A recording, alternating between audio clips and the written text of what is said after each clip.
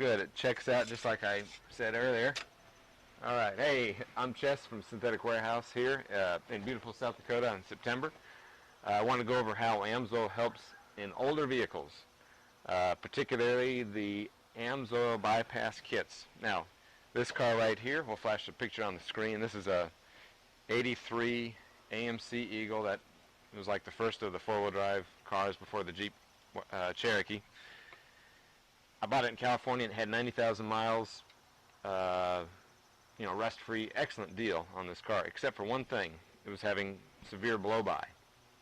When I flew out there to California, I actually switched it over to the Amsoil 1040 just to give it all the protection it needed in case there was some type of issue in the engine that we wouldn't have known about. When I got home, I put the bypass kit on and immediately started cleaning up the engine. We did learn about 7,000 miles later that this sucker was just sludged up and we were having blow-by problems. I had oil blowing out the dipstick tube. The PCV system had issues. I've actually upgraded that. The carburetor was in excellent condition. They cleaned that up so you couldn't see the oil that was getting in there. But the oil fill cap here on the front of the engine, it was blowing out so much oil when you were hit 55 miles per hour faster, it just made a huge mess of things. So we wanted to stop that, and we figured out how without doing an engine rebuild. Now let me give you a summary. If I would have kept this engine on petroleum oil, that condition would have increased and got worse. If I would have drained the engine at 3,000 miles constantly, every 3,000, you wouldn't have seen any improvement. But what we did, we ran the Amsoil engine flush. I put the 1040 in. Later on I attached the bypass filtration kit. The bypass with the EABP90, let me go over this real quick what that is. It's basically pulling off the oil pressure sending unit and returning back to the block. It's 98% at 2 microns. So what it's doing, it's a parasitic filter. It's actually taking 10% of the flow. So it doesn't affect with the full flow circuit. I still have a regular full flow filter on the car. And then what you have returning back to the car, this is a typical example, from the filter back to the oil fill cap is this return. It's a nice little swivel cap. You can undo it without unscrewing the line. Now the first symptom, let's go over here to my table here. The first symptom I noticed was about 6 months later, and this is exactly what we tell our customers. If you have a car that has over 40,000 miles, you attach the bypass, especially a diesel truck. When you get to 10,000 miles or 6 months, change both filters because it's going to pick up a lot of things. Well, sure enough, that engine was extremely dirty that I could put my hand here. 5 months in, it was okay, but that 6 month, sure enough, it was cold. There was no oil flowing. The bypass, which I have it all right here, the filter I cut open, it had just completely clogged up with that sludge from the engine. I'm assuming there was a fuel problem at one point where fuel got into the crankcase, because this stuff, you could take a screwdriver and it's just like, it's harder than molasses right here. This filter's actually been laying on its side and you can see that sludge. It's like a real hard lacquer material, and with the Amsoil detergents and the heat of the engine circulating that around, this picks it up. You're not going to get that just by draining the oil. Inside the pleats, 98% at 2 micron. This is that nanofiber technology, high capacity filter. It even filled that up. You can see there's no resins in here. It's like a glass material, so it's quite clogged up. Inside there's a screen. There's a wire screen material behind this. Here's inside the oil that was sitting in there. I couldn't get it to drain out, which is this thick molasses stuff here. Let me turn on the flashlight. You can actually see some sludge down in there. And how many minutes are we? We got some time? Is it? Okay. Here's the cap I cut off. And you can see the oil comes up through this neoprene. It comes out at this right angle. And even that, it doesn't give at all. It's this hard molasses stuff. But you know, this is what hangs around valve stems and wrist pins and oil filter screen or oil pickup screens. Thanks to the detergents of Amsoil, the heat, and the bypass, we're reducing that now we have an engine that's not, I just did a 500-mile trip. It's no longer the blow-by condition. And then, thanks to Amsoil, came out with the new Z-Rod. It's a lighter version of that 1040, high zinc, high detergents.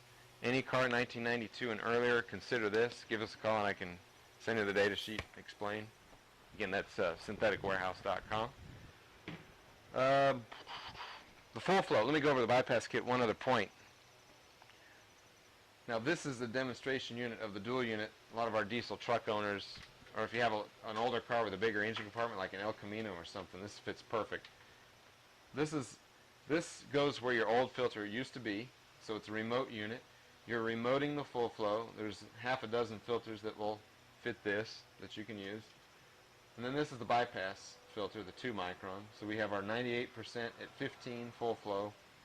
In my case of the AMC, or a lot of GM vehicles as well, use this EAO 64 25,000 mile filter.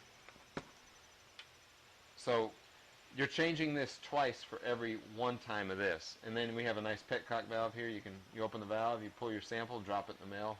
Our oil sample kits come with UPS postage. Makes it real simple.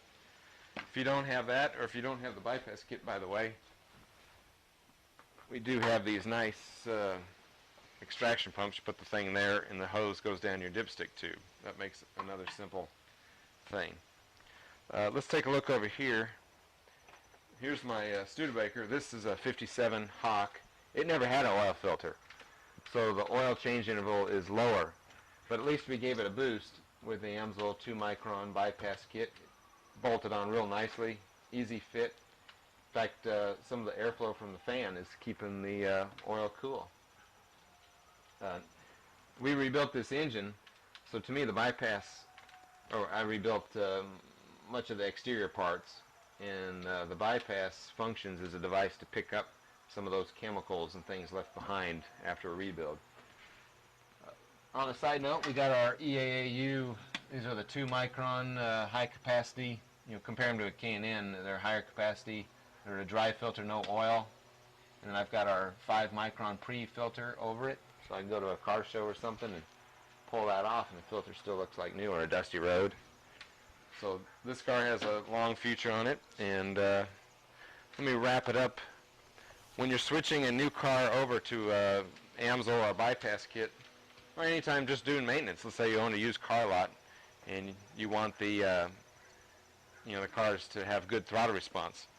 This, of all the Amsoil products, this is my favorite one. The Amsoil Power Foam. You spray this in, it's just a aerosol foam spray.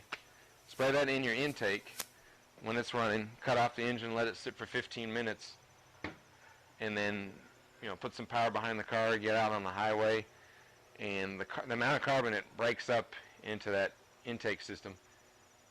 A good example on my motorcycle, it restored the exhaust note. You could tell that you had more power now. Better throttle response is the word I was trying to find.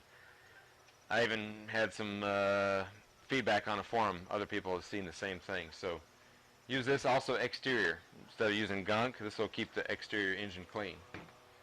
So Amsoil is the best product for older cars as well. Use it to rejuvenate and restore. And that's all we have here. But thanks again for tuning in. Let me just close with one more thing.